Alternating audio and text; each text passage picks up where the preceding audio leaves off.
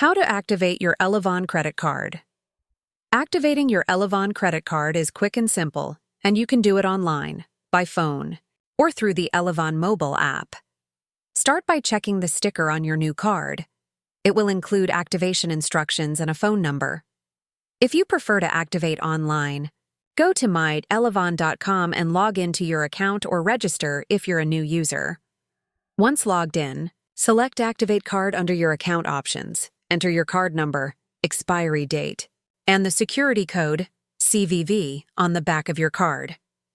You may also be asked to verify your identity using your date of birth or a one-time passcode sent to your phone.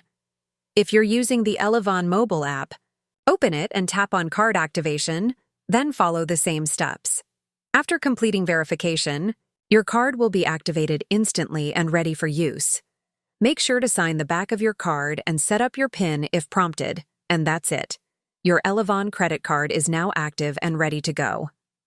Thanks for watching.